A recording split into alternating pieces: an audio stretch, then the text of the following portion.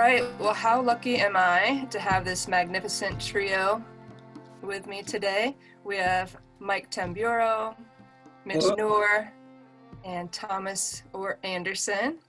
Hello.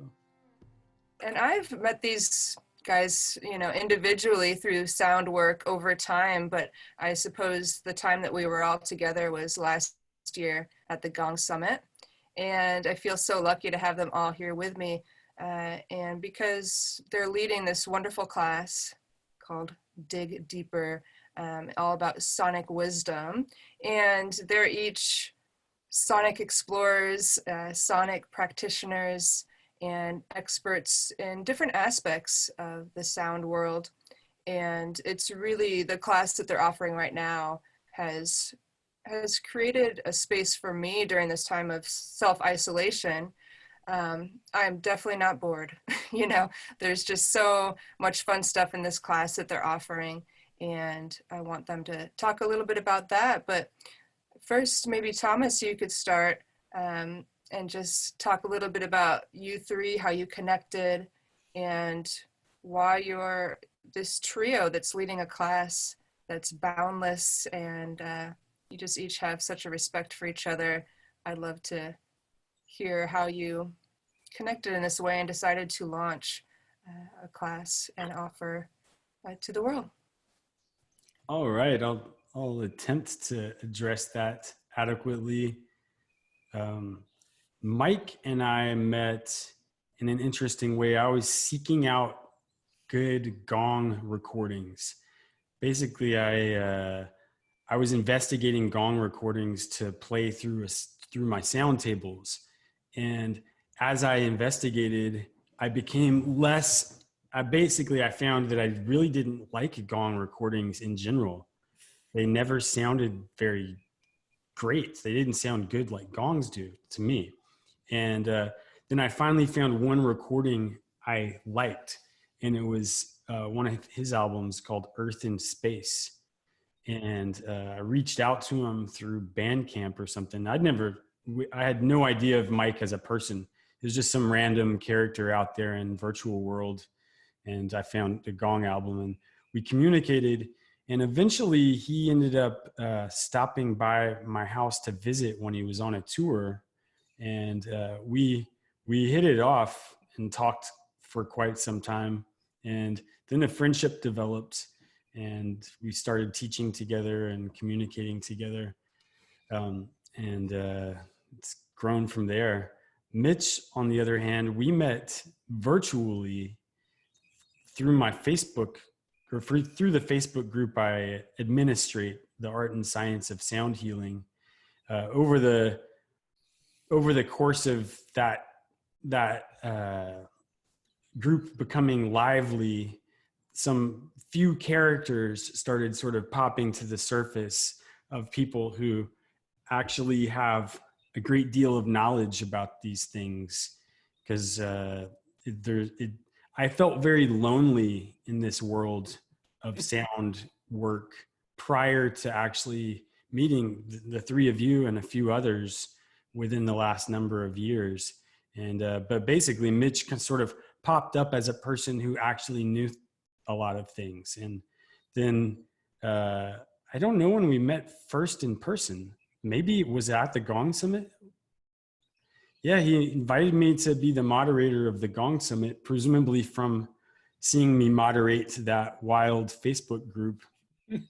And then I started going and teaching some classes that he offers, some workshops, and then we've just kind of developed a friendship from there. But basically, at least I've met these two guys through sound and through sort of basically it's kind of like, I don't know, I guess on Star Wars, Jedis can recognize each other. And I think it's something along those lines. People that are deeply devoted to sound in a way that's not on the surface, but in a way that's occurring when they're all alone. When they're all alone, they're devoted to sound. It starts to accumulate some sort of something that is recognizable and kind of draws us together. And it's been a real treat teaching with these two, just a real delight. When Mike and I, when we first taught a course together, I don't know, like 2 or 3 years ago in Florida, it blew me away. It was the first time I saw someone teach sound therapy oriented course where I actually appreciated and agreed with what was being taught. It blew my mind. I didn't even know that was possible, because every time I'd see someone teaching about this stuff, it'd be like, oh, kind of want to stop them. Like, oh, wait, let me give you this book. You should check out this physics book and, run these things by some tests. But Mike actually taught something that made sense. And I couldn't believe it. It blew my mind. And since then, I've met a few other people where, what they communicate and talk about actually seems to coordinate with nature. And I very much appreciate that. So that's my little answer to that. And if you were to just narrow the scope of your interest and kind of what's guided you in your research of sound, what would that be? Is it physics? Is it kind of your area that makes you unique? Because each of you offer kind of a different way of looking at things. What do you think it is for you? Well, I have one thing that I think is unusual about me in this field is that I happen to have a background in physics, and sound is a very the physics of sound is one of the best understood aspects of physics. It's been around a long time and been checked and tested in every environment. And it's actually kind of almost the most fundamental physics, the physics of waves and vibrations. So that's kind of a specialty for me in this domain, but that doesn't really summarize my perspective at all. In fact, it's somewhat misleading, because I very much am focused on nature and on direct experience. And my relationship to sound, I think that people should learn directly from sound first and foremost, that the source of knowledge is really the sound itself, through directly and privately experiencing it. And that the physics actually helps us check what we discover on our own, to make sure that it really, because when we discover things on our own, we can have sort of illusions and sort of fantasies mixed in with our experiences and epiphanies. And the physics actually helps us sort of check that and let go of the things that were just kind of got on our goggles, and then let the part that we were actually just seeing clearly about nature and sound, let that solidify. And so the physics is kind of like a toolkit, but the direct experience of sound is where it's at, as far as I'm concerned. And Mitch, why don't you tell us a little bit about how you feel about these other two characters, and why you decided to jump into this dig deeper course with a lot of unknowns of how it was going to go, and how has it gone? What's been exciting for you to participate working with these guys? Well, what excited me from the beginning was the scope that the three of us combined could offer. Because a lot of the work that we do, regardless of what level or experience that you have, but if your subject of interest is sound or sound healing or whatever, a lot of times you're performing, or a lot of times you're doing kind of personal, intimate things one-on-one, or you're being asked to answer a question, or you're working in kind of a meditational kind of framework, or maybe even in a musical framework. So there is, when you look at, it's a convention of things that come together. So the person that does this work, sometimes sooner rather than later, sometimes you'll be dealing with a lot of that all at the same time, especially for those of us that sort of do combinations, you know, of all of them. But I think what really works well with the three of us is that we sort of cover more than one generation, right? We cover, as far as I'm concerned, the entire modern view of sound healing. I mean, it really has only been around, I'm just going to I'll say 40 years. I mean, I know how long I've been doing it, and that's been more than 40 years. But, you know, when I was doing it, I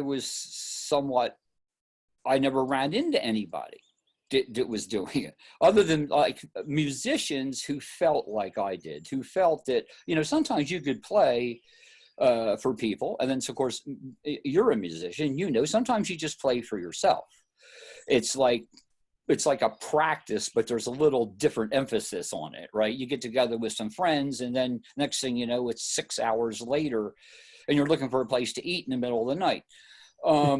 And you know, you weren't paid, you know, there's, you know, so there's a whole gamut that's here. And I just remember, I sort of watched it grow up around me in some ways. And I always sort of took a kind of a fly under the radar approach to things, because I was interested in all different kinds of levels of this thing, but of the subject. I was looking at it because I was a musician, and I actually, I started in college studying psychology. And back then, what I was interested in, there wasn't a degree in anything even close to it. I mean, magic. I mean, I remember a counselor once saying, well, what you're trying to do is like magic. I'm like, magic? You know, but, you know, I would say if I was young today, I wouldn't necessarily be looking at a career in music therapy. I would be looking at maybe studying parapsychology or something like that, because sound can be a very a personal experience for people. Everybody likes music, but you know, there are times where certain pieces of music affect you very deeply on an emotional level, and can dislodge memories that you weren't recalling on a daily basis. It was like, oh, I forgot about that. All of a sudden, it's something that you remember. So it's just a small thing that happens, but things like that occur. So the opportunity of working in a construct that it would be incorporating everything from the presentation of it live as a performance, or as like as a workshop, or talking about the history of it, and the science and the physics, and how we got here and where we think we're going. I mean, this getting together with Mike and Thomas really gave me an opportunity to work sort of across the board and not having to do it all myself. You know, I mean, you can't, it's impossible to be an expert in everything. And, you know, and as I saw this, we'll say, medium growing up around me, I started to see many of the areas that people weren't being focused on. I mean, it's just like Thomas says, there's a science to it, but it really is the basic science. It's not, you know, when people talk about quantum this and quantum that, to me, it's much more simpler. I mean, when you want to get into the psychology and how you're reacting to it, now I think we can get into like a quantum kind of discussion, because we're talking about multiple worlds all at one time. Or realities, and how to look at these other realities.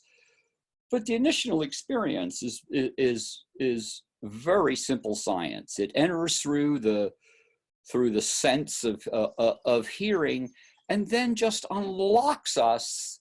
It's like a jack in the box. The crank going around is the experience, and then all of a sudden anything could happen, and anything could just jump out of you. You can laugh, you can cry, you can run around and be very, very, very happy, or you can sit down and get very, very serious about things and actually have a moment of self-discovery.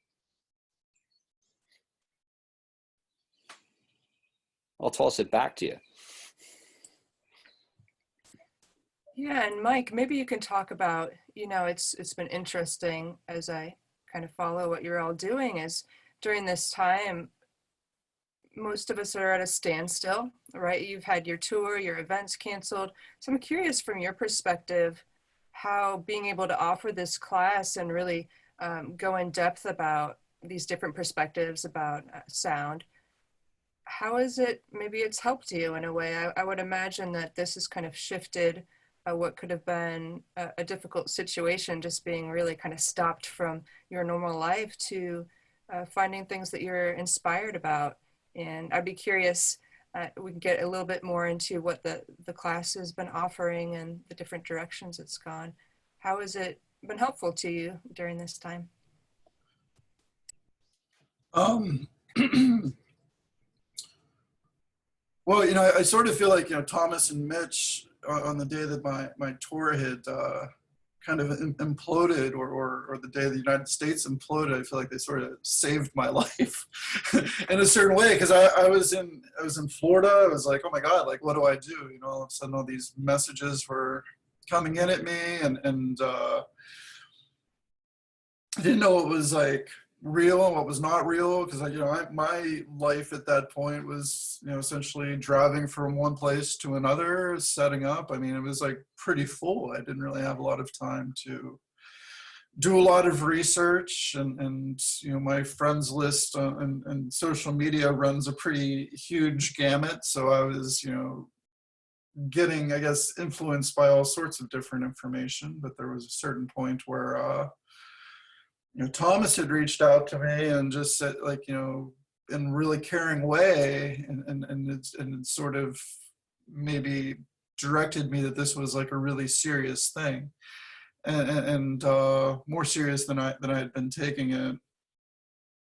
And so, my last concert was crazy. I was in Florida, and at that point my paranoia was off the charts, to be honest with you. Somebody coughed during the performance. I was like, oh my God, am I killing everybody by bringing people together? I mean, it was beyond anything that I've ever felt before. And so I made this 17-hour. I didn't know where I was going to be. I've been on tour for the last few years. I haven't really lived in one space much in a few years. And so I decided that I'd go to my mother's house in Pennsylvania, because at least, I could be with my family. And so then talking to Mitch on the ride up, like that was super important. And I think that Mitch and Thomas had already started talking, in a certain way. I think that they had ideas that we should be communicating, that like at this time the three of us could be a force that was greater than the one. And I think that was really important for me, was that there's so much uncertainty. And one of the first like in-person conversations Mitch and I had was really about like the power of discourse and the power of dialogue, and that like one of us could have some kind of idea, but it was just kind of our idea, and then we get together with somebody else, and ideas go back and forth, and some things get dropped, and then some things get more clarity and more certainty, and that the more people you get together, there's more certainty. And that was a really important conversation for me. And I think that I've been a solo artist a lot of my life, even though like sometimes I would do duo projects and things like that, but mostly I've done a lot of this work alone. And for me, in terms of working with these two, first of all, I think that they both showed me my limits, and I think they both showed me my strengths. And I think that there were a lot of misunderstandings that even I had had, that then through having somebody that knew enough and was sensitive enough, they could meet me at a space where it was like, okay, you're right, you're right, you're right, you're right, you're right, but oops, here's where you got it wrong, or here's what you missed. You know, and these guys have both shown me a lot of what I was missing. I would say they've both really, over the few years, become, you know, not only my friends, but really like, you know, my trusted teachers as well, which has been important. So, you know, being able to get together and just create more dialogue and get more certainty has been really important in a time where there is so little certainty. And, you know, as a teacher in this field, or facilitator in this field, there are a lot of people, and I'll say myself included at certain points, where it's like we feel like we know more than we actually know. You know, like there's a lot of people out there that are, you know, qualifying, myself included, and sort of, I think, qualifying what we're, our field in a way where, you know, it's almost like, oh, don't let them know what I don't know, or something like that. And I'm really okay with not knowing everything, or just having my own perspective. And I think that these guys are as well, and I really appreciate that we're getting, you know, 3 different perspectives on something. And man, I'm learning a lot, and it's like the times when we're not together, like the way that my mentations are working when we're not together, to like have this course going on and to be able to, you know, not know what's going to come up in conversation, to, you know that I have, you know, a schedule still, you know, like that's huge. But like I'm able to, it's like I'm thinking about sound in all of these different ways. Like I feel like my thoughts and my synapses are working in ways that they don't normally work. And I don't have any of my tools in this course, which is really interesting, because like, you know, my course is like, here's a bunch of stuff usually, you know, like it's almost like you're overwhelmed by the amount of materials that are just in the room, because I want to show people a lot of different instruments. I want to show people you know, a lot of different playing techniques, different mallets. I mean, it's like my course is really kind of like, hey, look at my stuff, you know, let's have fun. It's like kind of like a playground. And so to have a course that's just based on talking, and a course that's based on experience and on ideas, it's been huge. And I think that it's also really helped me to understand more of what I actually think. And I think also the fact that like we don't always have to come from the same angle. Like we don't even always have to agree. And I think that's something that's like really important right now, because like when in the world right now, when you're seeing people who, you know, it's like you're talking about the same thing but you don't agree, it's almost like, oh, you know, it's like we should be friends, but like, you know, we're fighting on the internet about the same thing because like we don't agree about this little snippet. I think to be in like a space where you can listen to something in like a way and go like, wow, like I didn't know that, or even just to say like, oh, I don't agree with that, but it's because of this, but not to be angry at them or anything like that. And you know, it's funny, like when I first started communicating with Mitch online and being in different groups, man, he would infuriate me.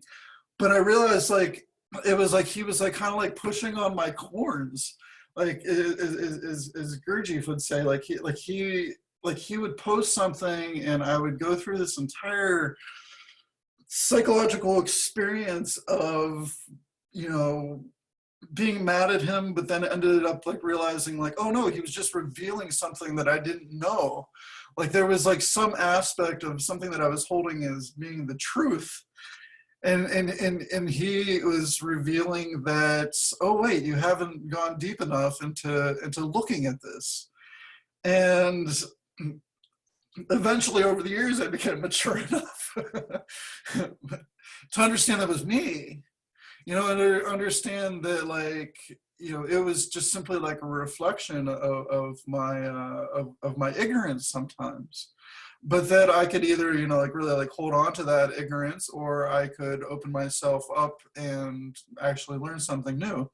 And Thomas did the same thing for me, because, you know, when I was studying physics in college, I was also studying psychedelics, and I think a lot of my ideas between like physics and the psychedelics got kind of mishmashed, you know, like when Thomas was talking about the goggles, like I had a whole lot of stuff on my goggles. Like I think that I definitely had like an interest, you know, going in and you know, read like, you know, through like Helmholtz and things like that, but I don't know how much I really understood because I wasn't like excellent at math.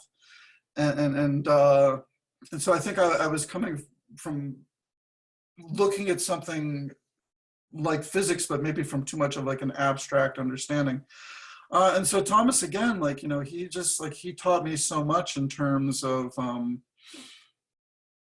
what was actually like correct, different ways of viewing things. Like, you know, it's really been about digging deeper and in so many different ways. And right away, I mean, it's like I met Thomas, and I remember talking to my ex-wife, you know, like the next day, and I was like, I think I'm going to ask Thomas to start teaching my courses, because like I've been teaching some physics in my courses, but I think that what I am saying is just maybe getting people interested in looking at the physics. And what Thomas is saying is actually like, you know, the physics. Like what Thomas is, like Thomas in you know, 3 minutes can give you an answer that maybe would take me an hour to get to in about like a roundabout way. Or what was, I think, even more important was that sometimes I would ask Thomas something and I would think it would be a really short answer. And he would actually like have to like start at the beginning and give all these layers of foundation. And I would just be like, holy crap, like I missed all of this, you know, because you know, I was just trying to get to this end result, but like a lot of the process is super important in understanding what is going on. So you know, for me, you know, working with these guys, it's given me more clarity. At this time in history, I mean, it's unprecedented as far as my life is concerned, and you know, it's given me friendship.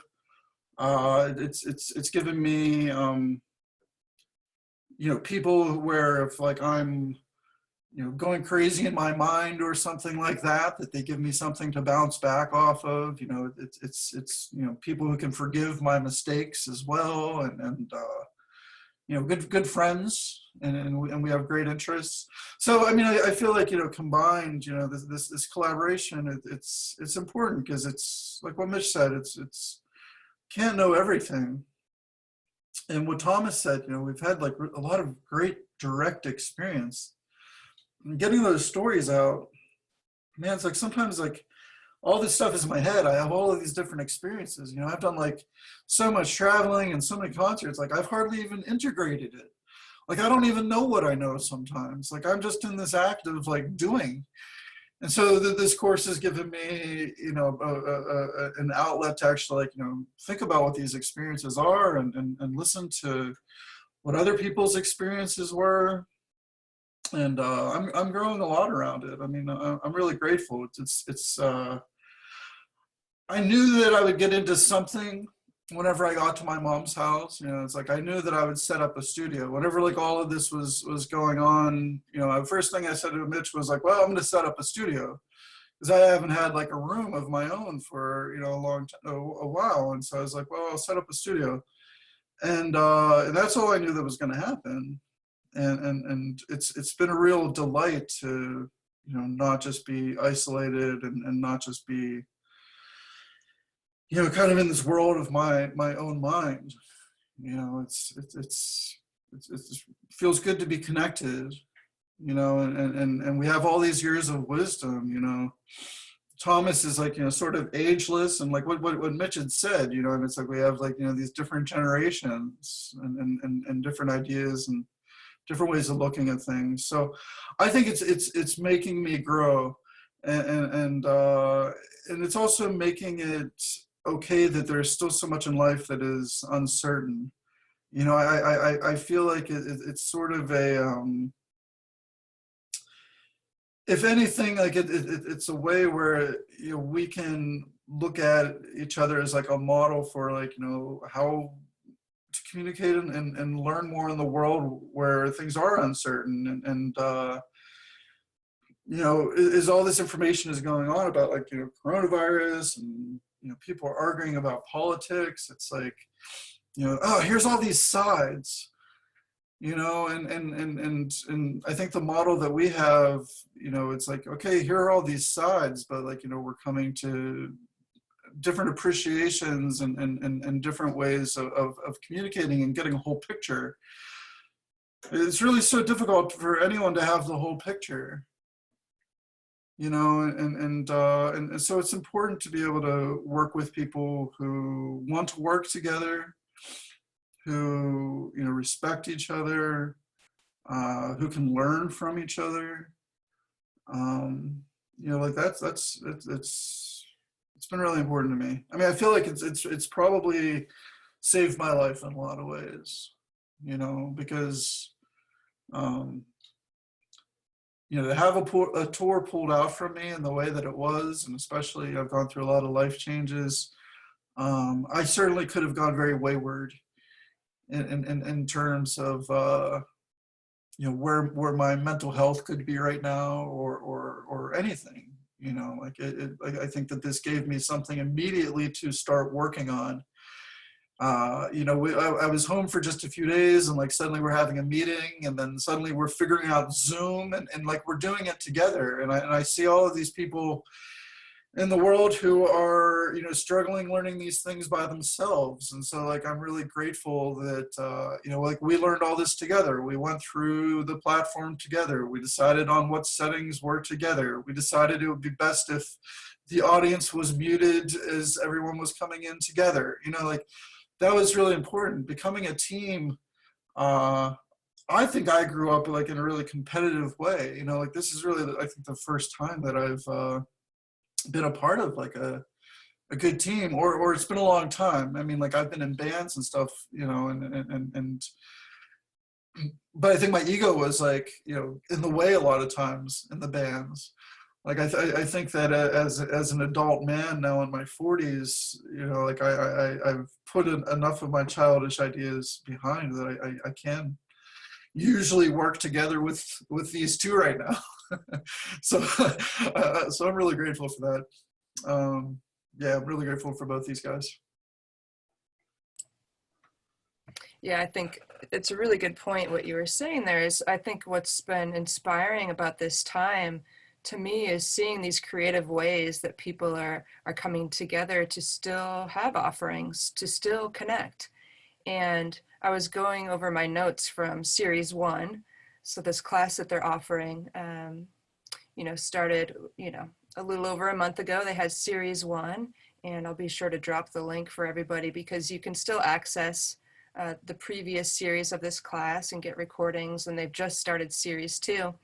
But I was going over my notes, and I just realized how much it has shaped this time that I am in personally, because I too, you know, have been full stop with all my events and classes and performances. And wow, I think I could have gotten in a little bit of a negative spot, but instead, gosh, there's been books that I've been led to. I don't think I've allowed myself to read as much in years. I've been looking into soundscapes and acoustic ecology and history more than I ever have, because, you know, I've really allowed this time to be more introspective and reflective. And this course has led me on really beautiful rabbit holes. And so I think it would be fun. Maybe you could reflect a little bit on series 1 and give people a picture of what that looked like, and maybe some of your favorite topics that just kind of came out of nowhere. And maybe looking ahead, now that you've just started series 2, talk about what this course looks like for people that aren't really sure what kind of topics you're covering.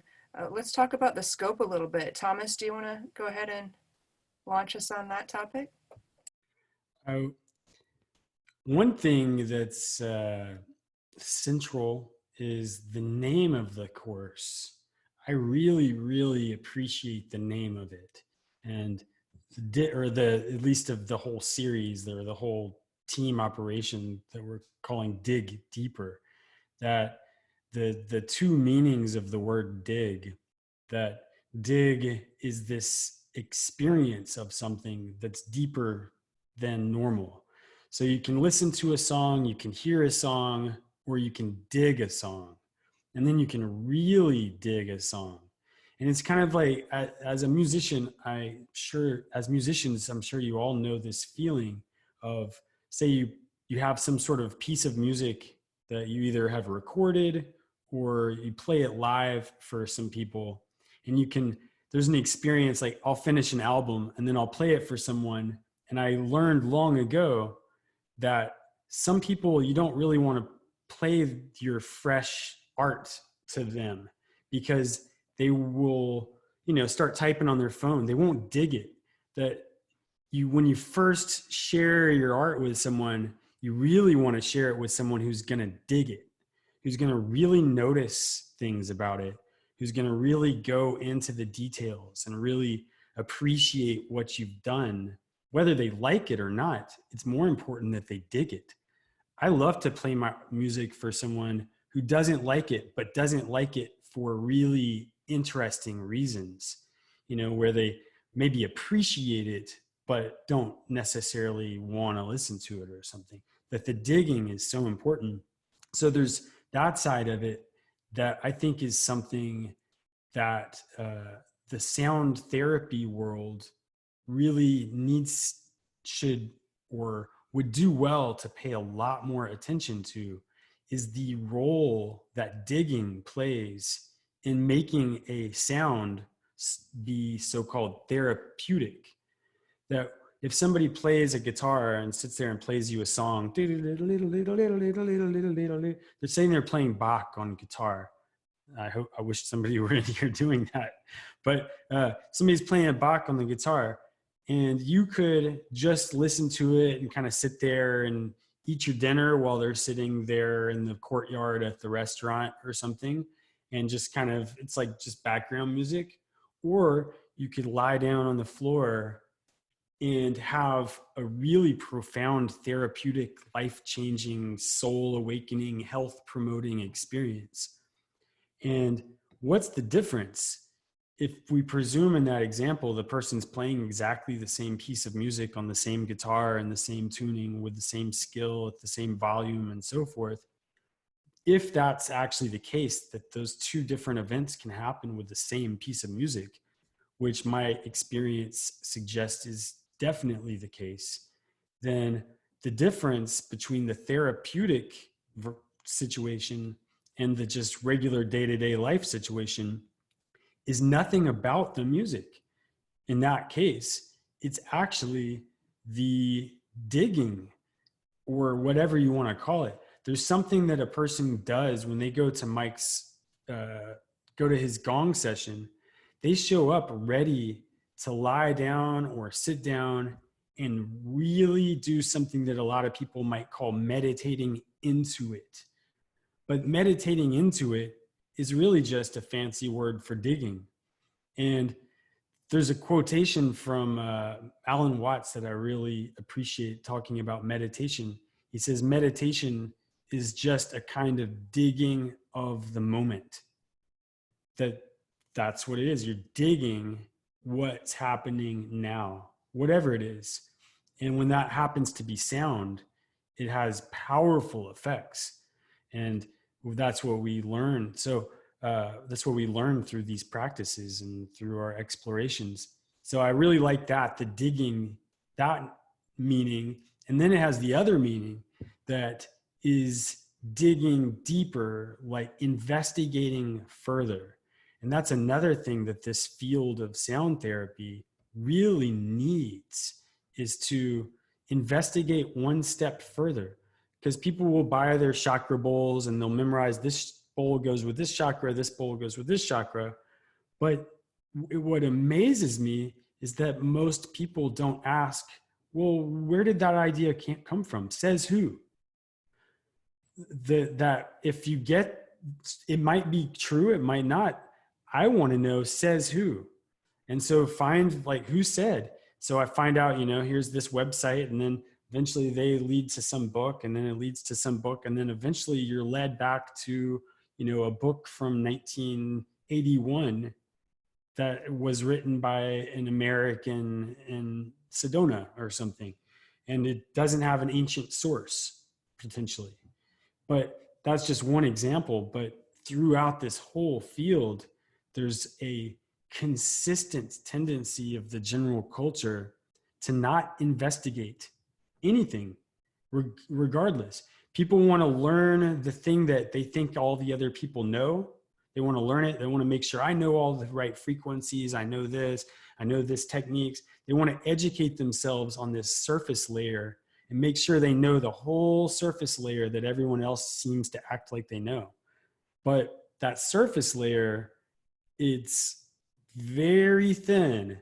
And this field of sound goes as deep as you want to go into history. It goes into this physics.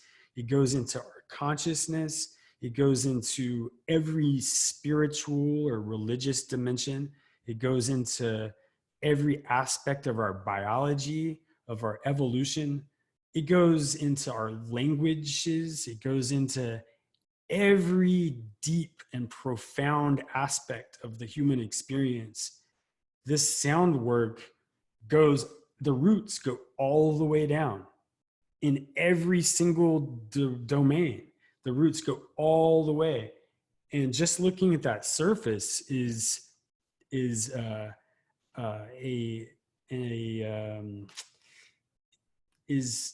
unfortunate.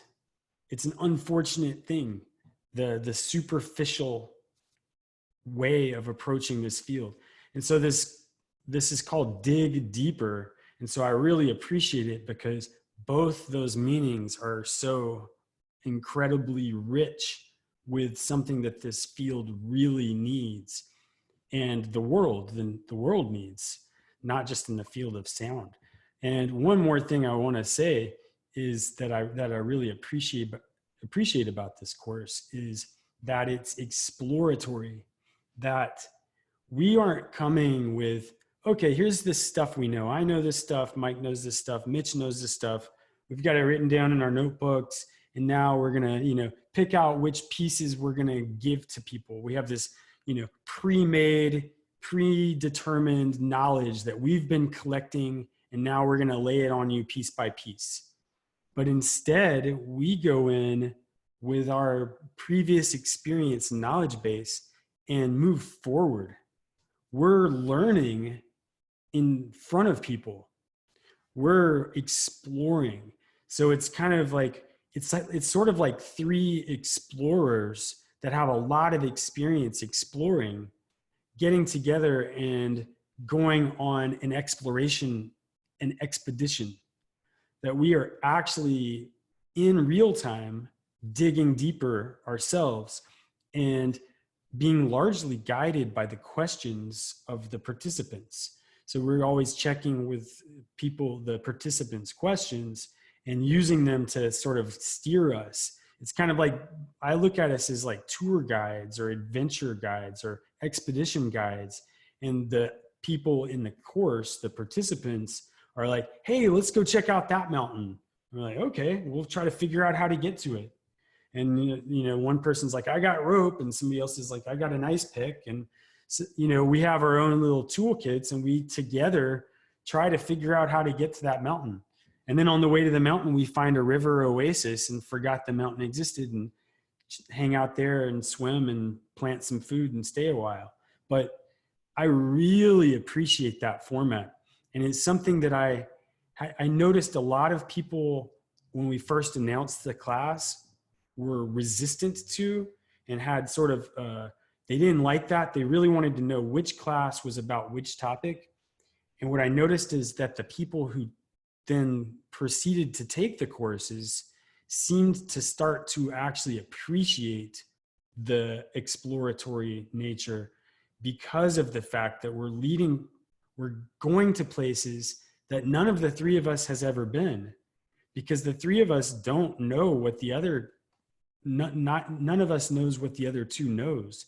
And we don't even know what topics, I don't know their stories. They don't know my stories. We know some of them. And so we're always surprised at where the class goes. At the end of each class, we generally speak for a few moments about, wow, that's amazing. I never thought it was going to go there. And I really, really find that to be just fantastic. And then the cool thing is, after the fact, we're going to have, on all the videos eventually very soon, the videos of post or previous classes will have the actual description. Here's where we went, but we don't know until after the fact. So those things I find to be beautiful about this class, and it makes it exciting. We're teaching one tonight, and I'm genuinely excited to see where we're going to go. It's like we're about to go on a road trip into the mystery of sound. Yes, that's like really exciting. That's what I want to do every day. And it's what I do every day, but to get to do it with some other expert guides is a treat. And then the students, the people that participate, like you've been taking the classes, and other folks are in that class, are inspiring, knowledgeable people that we're constantly learning from. It's not like we're the teachers or something. So that I would like to make very clear, this idea, at least this is how I conceive it, that we are not in these courses teachers, we are guides, expedition guides. And I really think that that sets a very different tone. And it's one of the most delightful things I have ever done. It's a real treat. Thanks for asking. Yeah, I think that was really well put, describing the format of the class. I mean, it's in no ways a lecture. It's really very personal. You can tell just the passion that's coming out of not only you three, but the questions that are being asked by the students. And yeah, I'm curious, Mitch, what have you been inspired to dig deeper into through the course? I mean, you're always digging into things. What has been kind of brought to light for you? Well, I'm deeply moved by the format as well. Is that sometimes the best conversations that even happen in my programs are through questions, after the fact. In our programs, we sort of go, the only probably exception is Gong Camp, but the rest of them sort of follow us like a Socratic dialogue, where, it isn't like, it's a formal lecture. People are just sitting there. We're trying to have a conversation as a group and discuss esoteric subject matter in relation to either the metaphysics side of what we're doing, or the science side of what we're doing, or the practical experience side, the actual doing of it. Okay, because technically, one of the problems, and I'm hoping that the students get this, is that you're either a student or you're a learner. And everybody wants to learn about this, the field of sound, and be like, good at what they're doing. But they don't see themselves as a learner. They see themselves as a student, which is somebody who studies it. But really what they want to do is they want to do either presentations, or they want to work one-on-one with people, or they want to do, we'll just say like a gong bath, or whatever it is that, that they want to do. Well, you need to learn, not study. Study is sort of part of this, but everybody says, well, I'm studying sound. I'm studying the Dig Deeper program. No, what you're doing is we're teaching you how to learn this. Okay, we're looking at you as that you're trying to learn something here, and that's the big difference here, is that the three of us, we're trying to teach you how to learn this. Look, I'm not going to expect you to read Plato. I wish you would, or to study Aristotle or Farabi or even Sina, or these names we continually throw around in our program as inspirations to us because we learned from them. I've learned experiences, or my experiences have become deeper because I've studied the material that these people were presenting to me. And that's, and I mean, you study Aristotle, you don't learn from him, you know, for example. But this program is helping you learn.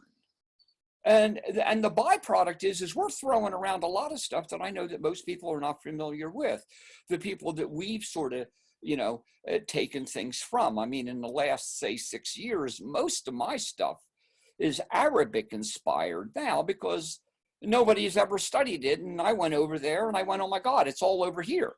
I mean, I'm waiting for all the rest of the famous people in this subject to suddenly go, oh my God.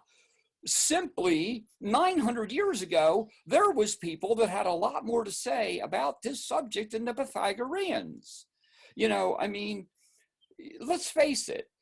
You know, I think that the one thing that comes through with this program is you're seeing an enormous amount of personal experience unfolding.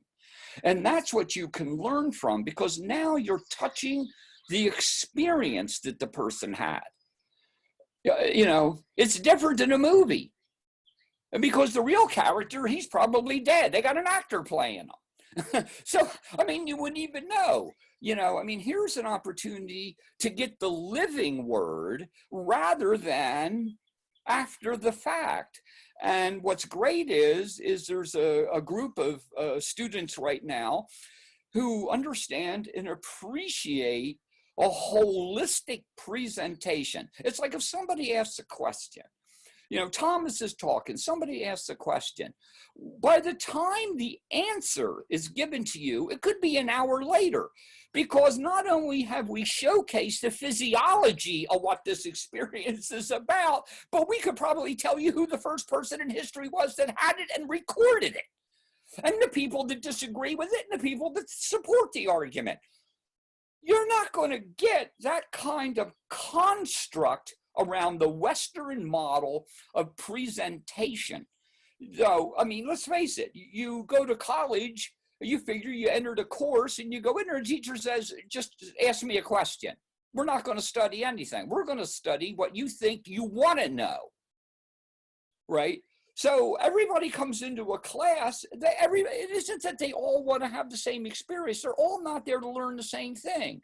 You know, they have an interest over here, but they all know it's made up of components.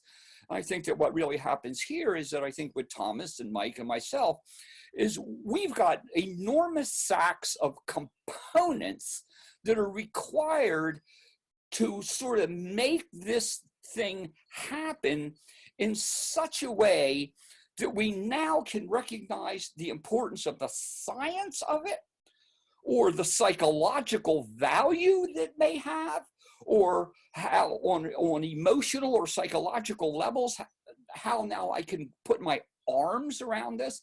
You know, a word that you know, a phrase that I use a lot is to have a handshake with it. The three of us are asking the people that are in this program to have a handshake with an enormous amount of support systems. That's, you know, and that's what I really like, is that it really is a group of people out there that's ready to say, I don't want to follow a pattern. I don't want you to teach me a pattern. And I don't, you know, I'm done with the patterns. I'm done with people telling me that it has to be this particular mode, or this particular frequency, or this particular protocol, or this. We all have different experiences. We all recover from illnesses or traumas in our own individual mannerisms. And I think what, you know, I learned a while ago that it was impossible for me to teach all the facets that this subject is made up of. It's impossible for me to be an expert in this. And I just said to myself one day, I said, what part of this do I really need to go work on? Okay. And then it was like, okay, well, I'll go work on that. I'll get somebody else to come in here and teach the other stuff to give me the time to go concentrate on this so that I can bring us up to speed in that area. I mean, the problem is so many of us will just say, well, we're focused on tuning forks, or we're all focused on singing bowls, or we're all focused on crystal bowls, or we're all focused on solfeggio frequencies or whatever. Whatever it is, we think we need to take one path to one place, and in that one place, we're going to find the singular answer that works in this case. That's really irrational thinking here. You need to have a skill set that is diverse. So you should have a diverse educational process. And quite frankly, I was telling these other guys, I mean, the other day in a meeting, is that the scope of this is what is so revolutionary and also evolutionary. Is that we're really turning back to a mechanism of where people get together, they form a group, and then they figure it out. and the people who know the most do most of the talking, okay, until everybody's up to the same speed. It doesn't do me any good, or Thomas any good, or Mike any good, or Natalie any good if we're on a pedestal. Because all we are then is a target.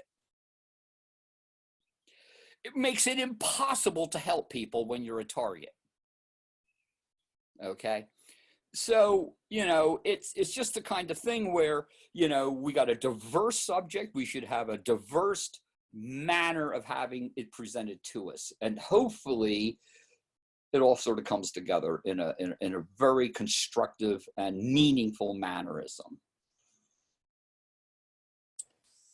Yeah, well said. I mean, during such a time of great stress and uncertainty, I want to thank you three for being, you know, a trio that we can rely on for truly investigating and exploring all things sound. I think I really want to emphasize that this is not specifically any one subject. It's truly, let's look into sound, what, you know, and we're talking about history, philosophy, aesthetics, deep listening, really anything you can imagine. Techniques, I know that, you know, we've seen some techniques and practices, and I hope that more people will dig deeper and look into this course, you know, join it live, or you can check out the recordings, and who knows if there will be another series down the road, but series 2 has just started. And Mike, maybe you can kind of lead us to the end of this, but for yourself, what topics have been the most inspiring for you personally so far? What's just really been maybe comforting to you or surprising?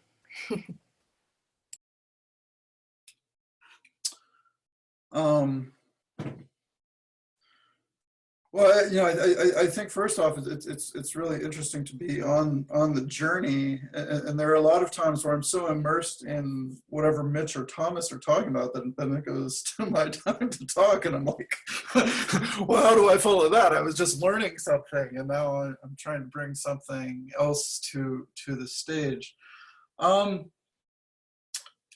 think that you know, Thomas talking about information theory was really important for me. I think Mitch talking about the third man, which I think that was the same episode. That episode was huge for me because, you know, it started bringing together a lot of ideas that are happening, you know, as I'm learning, as I'm taking in, you know, different experiences, but then also, you know, stuff that's happening on the periphery, you know, stuff that is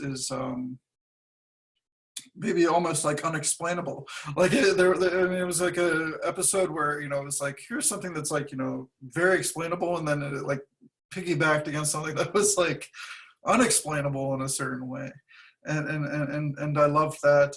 I love the times where, like in our first class, somebody asked, how, why something happened with the gong, and then suddenly, Thomas was showing us like how modes of vibration work. Like I love that, where, essentially there's a question and one of us has the answer. I also like not having to have the answer. I think that's something that's huge, is that we can really lean on each other. Some other facets, learning about the Persian stuff has been really important to me, learning about more of the philosophy, and realizing, even, Mitch talks a lot about remembering, and realizing that that's not how my brain works, and Thomas sometimes talks about that too, that like, wow, I need to become a better rememberer. I think that's something that's really important, is the way that we're all bringing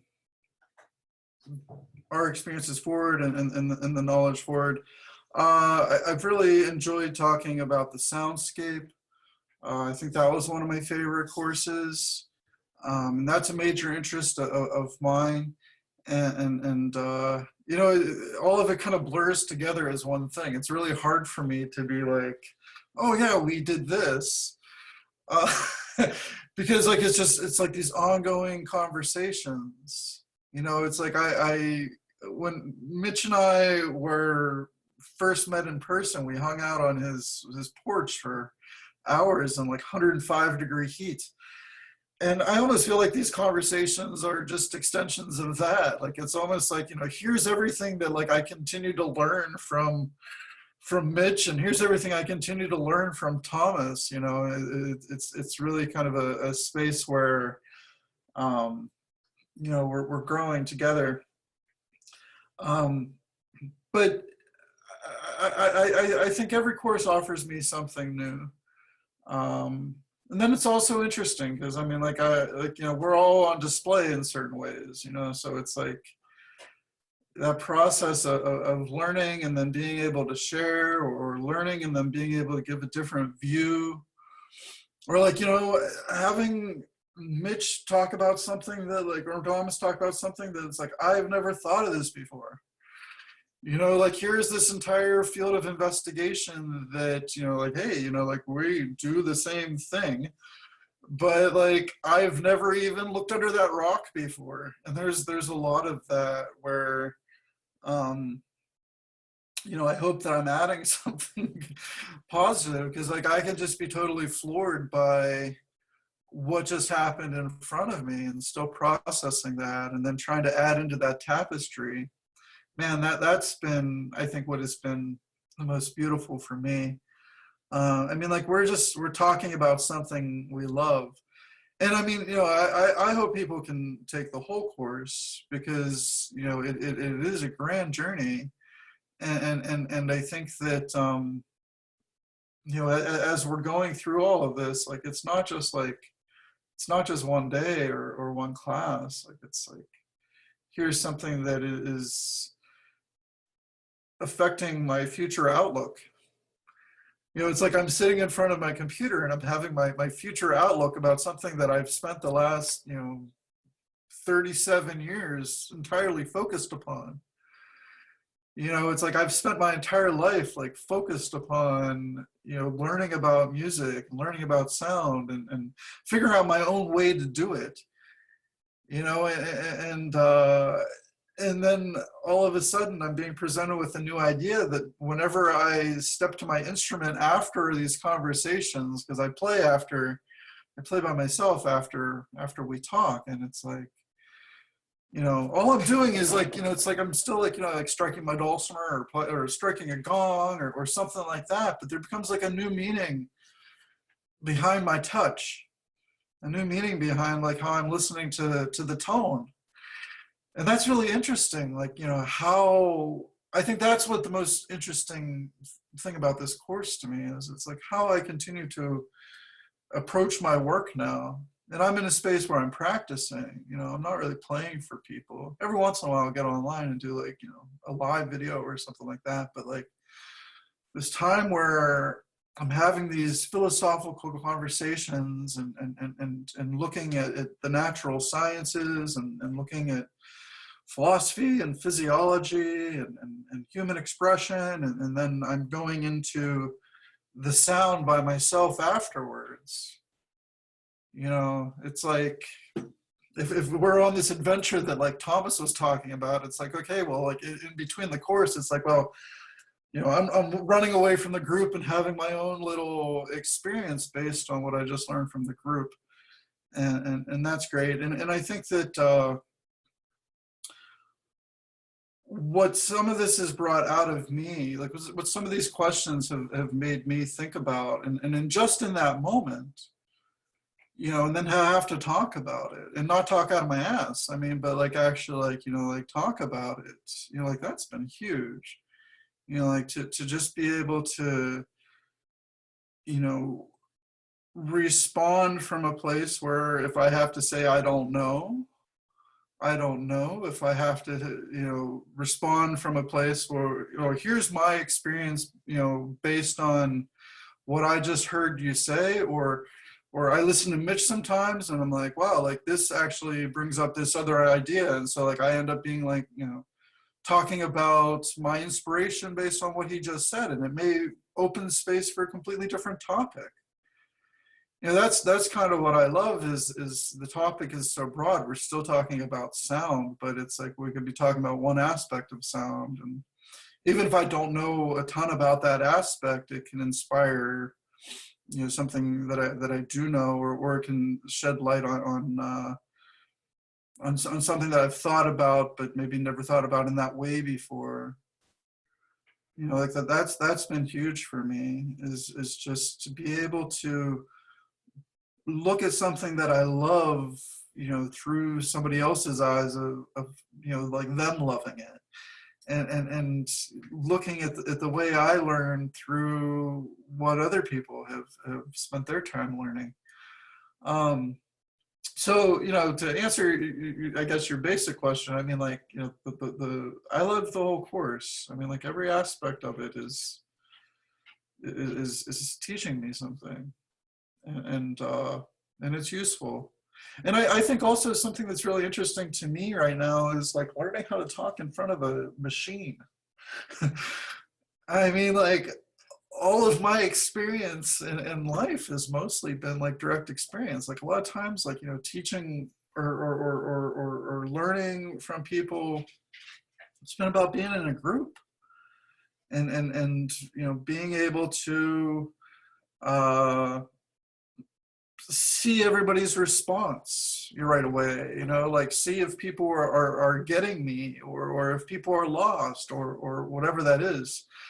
And you know, to be in front of this machine and talking about these deep subjects, it's just like, it's so far out, you know, it's a different form of communication. You know, it's actually been making me think about Marshall McLuhan a lot, where like, you know, all of a sudden I've been using computers and you know, this medium for, you know, some time, but like suddenly I'm in this different position of exploring the medium as an artistic tool and as a learning tool, and you know, is even like, you know, using backgrounds and things like that. It's like, you know, almost like a tool in surrealistic art and tool sometimes in absurdity and it's interesting. I mean, this whole process has been really interesting. That like I'm in my basement, or my mother's basement actually, and just you know, taking all of this in and then being able to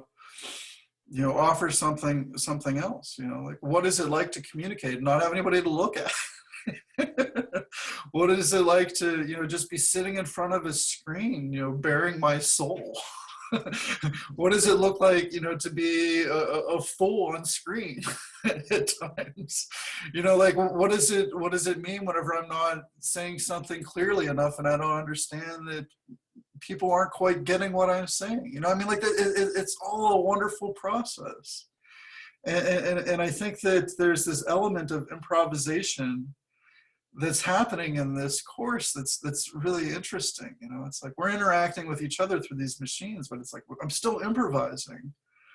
You know, it's like I may not be you know, having to decide what I'm playing in front of people in that very moment, but it's like, man, I'm having to decide what I'm wanting to talk about. And a lot of times it was just easier to play. You know, so I really appreciate everything. I love the depth of this, and I love the depth that it's asking me to look for myself as well, because it's gone beyond what my courses offer on their own. I'm with people for a weekend, and I mean, most of the time we're playing and listening. You know, as my courses have got better, it's like I'm talking less and less, and we're playing more and more. And so this is an interesting space to be in, to really be reflecting on my own direct experiences, listening to other people's direct experiences, listening to other people's learning, and trying to get you know, more of a complete picture. You know, I think that's what this course is really doing. It's giving us a complete picture. I think that you know, there have been plenty of other sound healing symposiums and things like that, but I haven't necessarily seen anything like this before. You know, like it doesn't feel like it's just like layers and layers of overqualification. Like it's kind of like, well, what the heck is going on here? I mean, I think that like we don't understand enough about human beings as it is, and that arrogance that we all have, thinking that like we know. Like I like this idea that things are unfolding. It's like, you know, like here's like, I don't know what is around the corner in this course. You know, like there's something else is going to happen, and it's giving me a clearer understanding of the field. And I think honestly it's like redefining the field, you know, because like, you know, a lot of my background is in experimental music, a lot of my background is in, you know, trying different things, a lot of my background is even in listening to things that a lot of people wouldn't say was healing at all, or was therapeutic at all. You know, a lot of my interest was just in pure experimentation. And, you know, I, over the years, sort of, I guess, fell into this. I mean, like I was, you know, 20 years ago, would I expect that I would be calling myself a sound therapist? Like, no, like I was just going down this path of learning and experience and understanding what kind of effect music could have on me, and understanding what kind of effect music could have on the listener. And it just kept opening up more and more spaces for me to explore. And so, you know, here we are today, and it's like what Thomas was talking about with the surface. You know, here, yeah, there is all that stuff on the surface, and we can talk about all that. But like for me, it's been really meaningful whenever, you know, my students don't consider themselves musicians, and then by the end of the course they're like, I'm an experimental musician.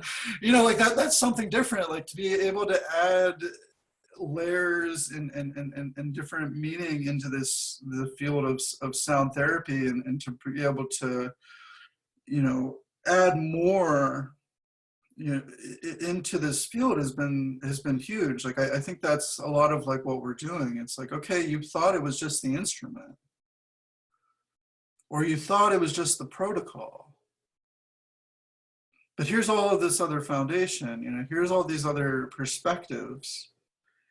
And you know, like that's huge for me. And as I've gone through the world and, you know, learned from different people, it's like it's all just widening my perspective. But to be able to have the time, you know, to keep learning from Mitch, to keep learning from Thomas, because it's like they could talk for like 50 hours and still not get everything out that they have to talk about. It's like we always have just like these limited amounts of time together. Like everything is on this schedule, and we think that it has to be like, okay, I'm going to get everything in here that I can. I'm going to learn everything that I can in this 20-hour course. I've taken this 20-hour course, and I learned everything I needed to learn about sound therapy. Well, it's like, man, I can just continue to, for the rest of my life, I will learn from these guys. It's not just one conversation, it's not just one class. And I think that's what's huge about this is if people can use this course as like a jumping off point to do their own explorations and to do their own digging and to have the audacity to say something new in a field where people think that they already know everything. It's like, that's what I'm interested in. Like, how do we inspire, somebody else that based on all of their own experiences that I haven't had, that they can go looking in a different way, that they can explore in a different way, and that they can expand on this. This isn't a static field. Like, we don't know everything about music.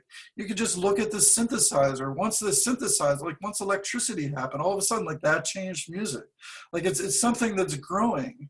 It's not something that, some ancients were only doing, at some time, and now we're rediscovering it. We continue to rediscover new ways of doing music, discover ways of, how human beings respond to different situations, how people respond to different sounds, how people respond to different ideas, how people respond to different settings. And I think that this course is making the field more alive, if anything, because it's like now we're just giving you these brief little ideas, but if you spend some time reading any of these books or really going into the wormhole of any of these ideas, man, I don't know where people are going to take these ideas. Like, I'm excited. There's 20 or 30 people out there that, thought they were coming into the course for one reason and, discovered it was something else. And they don't even know where it's going to take them yet. And that's huge. Yeah, I think it's a really good point to all of us in the class that are all learning together is how much you three do know, but maybe it's really more about what we don't know and unpacking that. And I think that's been the grand adventure of it all. To bring this to a close, Thomas, do you want to kind of explain the format? How often does it meet? What if somebody misses a class? Just kind of bring us to what that would look like if somebody was going to join the course. Yeah, absolutely. Well, now we have a website. It's digdeepersound.com. And at this point, there's not much on the website except access to the classes. And so at this point, we're just starting the second series. So the first series, it was 12 courses meets on Wednesday nights, Friday nights, and Saturday mornings, at least on Eastern US time. There's people all over the world, so the time zones, you'll have to calculate when it is where you are. But on the on New York time, it's 6 p.m. Wednesday and Friday, and then 11 a.m. Saturday mornings. So Wednesday, Friday, Saturday morning. And then a few days after each course, the videos become available. And so if somebody signs up for one of the classes, they not only get access to the live class, but they also eventually get the link, a private link to that video. And then if you come in after the fact, you of course just get access to the video because the class already happened. And so tonight we are on the second course, the second edition or second episode of the second series. And each series is 4 weeks and 12 classes. And the costs are, at least per class, if you just take one class, it's, I believe, $33. And then of course there's prices per week, and then prices per for the whole series. And then also you can get a price for both series. And yeah, the website's digdeepersound.com, and access to everything is there. Does that answer the kind of, was that the kind of thing you wanted me to tell? Okay, Right, great. exactly. Well, wonderful. Thank you all so much, not only for your time right now, but for your inspiration, your dedication, commitment, and respect for the sound field. So thank you all so much, and I'll see you in class. Thanks, Natalie. Thank you. Thank you, Natalie.